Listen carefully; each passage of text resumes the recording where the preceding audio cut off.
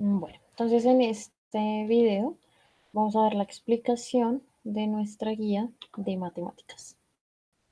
Entonces, tenemos acá Math and Geometry. Comenzamos con los atributos medibles, que son la capacidad, el peso, la longitud y la altura. Entonces, la capacidad, ¿cómo la puedo medir? La puedo medir por medio de litros o mililitros.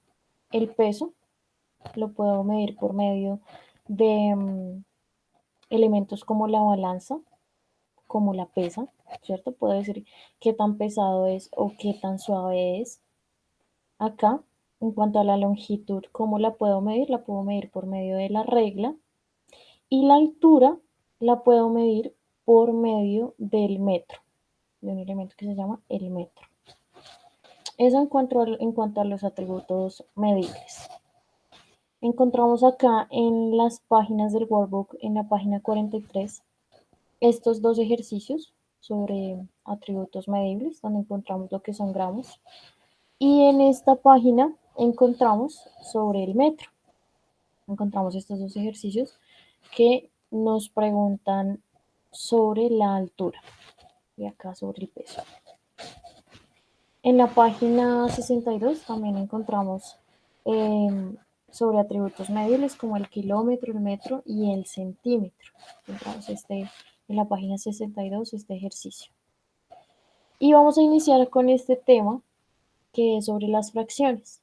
Entonces vamos a iniciar viendo qué es una fracción de un conjunto. Entonces nos dice que es el número que representa una parte del conjunto. Por ejemplo, hay 5 floreros. Acá en esta imagen ustedes lo pueden ver, tenemos 5 floreros. De estos 5 floreros, 3 tienen flores. Pero también podemos ver que 2 de los floreros no tienen flores.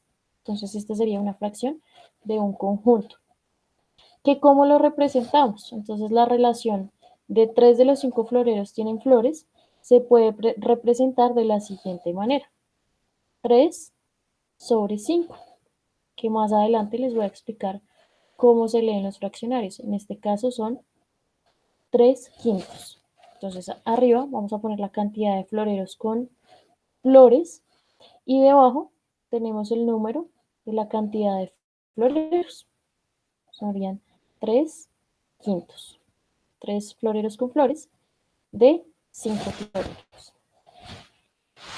Acá tenemos fracciones de una unidad. Entonces, una fracción también indica las porciones de una unidad que se dividió en partes iguales. Por ejemplo, 3 quintos. La parte coloreada son estos 3 que ustedes ven acá. Y las partes en que se dividió, que si contamos son 1, 2, 3, 4 y 5.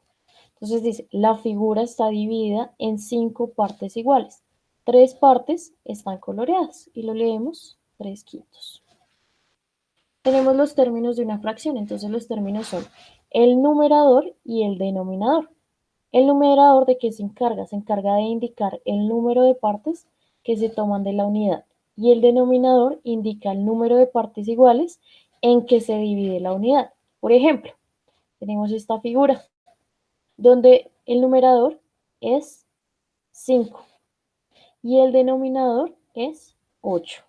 Entonces quiere decir que cuántas partes iguales tiene la figura. Vamos a contar. 1, 2, 3, 4, 5, 6, 7 y 8. ¿Listo?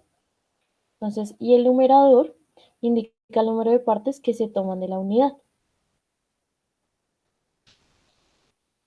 Continuamos entonces con un ejemplo de fracciones, que es cuál es la fracción de cada imagen, de cada figura. Esa es una actividad que encuentran en su workbook. Ahora, la lectura de fracciones. Entonces, las fracciones se leen de acuerdo con el denominador.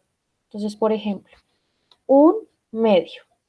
Recuerden que la parte de arriba es el numerador y la parte de abajo es el denominador. Entonces, yo siempre lo leo teniendo en cuenta el denominador, que es el número de abajo. Entonces, por ejemplo, un medio.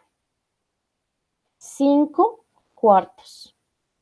7 tercios y 3 sextos.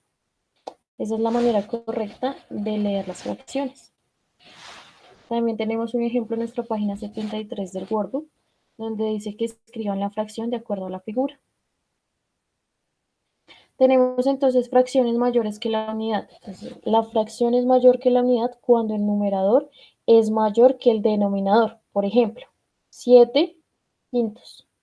Para representar esta fracción se deben utilizar más de una unidad. Entonces, si se dan cuenta acá, tenemos una y tenemos dos unidades.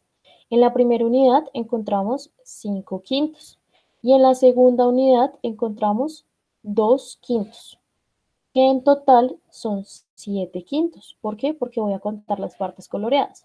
1, 2, 3, 4, 5 y acá continúo. 6 y 7. 7 quintos. ¿Cómo represento yo esto? Por medio de más de una unidad. Ahora vamos a continuar con lo que son figuras planas y sólidas. Entonces las figuras planas encontramos el triángulo, el círculo, el cuadrado y el rectángulo. Y en las figuras sólidas ya encontramos lo que es un cubo, que se hace con la base del cuadrado, lo que es una esfera, que se realiza con la base de un círculo, lo que es un prisma rectangular, que se realiza con el rectángulo, la pirámide y el cono, que se realizan con la base del triángulo. Y el cilindro también, del círculo podemos formar el cilindro. Tenemos que es rotación, reflexión y traslación. Entonces, rotación. Existe rotación o giro cuando una figura tiene igual forma, igual tamaño, ha girado sobre uno de sus puntos. Por ejemplo, miren acá, estas dos figuras son iguales, tienen la misma forma, tienen el mismo tamaño y esta giró sobre su propio punto. En cuanto a reflexión, existe reflexión cuando dos figuras tienen igual tamaño, igual forma, están en posición inversa o enfrentadas, quiere decir que están cara a cara. Entonces, ejemplo de reflexión. Miren acá, son las mismas figuras, las dos son iguales, tienen el mismo tamaño, tienen la misma forma, que es rectangular, y están enfrentadas, están en posición inversa.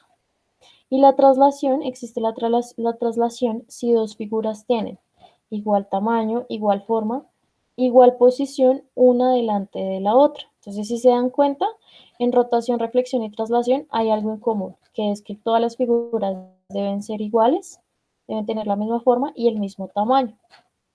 Pero en este caso, esta debe tener igual posición una delante de la otra. Ejemplo, miren acá, esta está delante de la primera. Tenemos lo que es congruencia y semejanza o similitud. Entonces, la congruencia, ¿qué es? Cuando dos figuras son congruentes si tienen el mismo tamaño y la misma forma, cosa que pasa en estos ejemplos. Y acá tenemos dos emojis con la misma forma, el mismo tamaño, dos figuras iguales y acá igual. Y la semejanza es cuando dos figuras son semejantes y tienen la misma forma, pero no el mismo tamaño. Es decir, deben tener lados proporcionales y ángulos iguales. Entonces, si vemos acá, este triángulo tiene los mismos ángulos, A, B, C, A, B y C, pero lo que cambia, tiene su misma forma, ¿cierto? Pero lo que cambia es su tamaño. Entonces, es una semejanza. ¿Listo? Cambia su tamaño. Pero son semejantes porque comparten la misma forma, ¿cierto? Y la misma cantidad de ángulos. Eso sería todo en la explicación de las guías de la semana 1 y 2 de nuestra materia de math.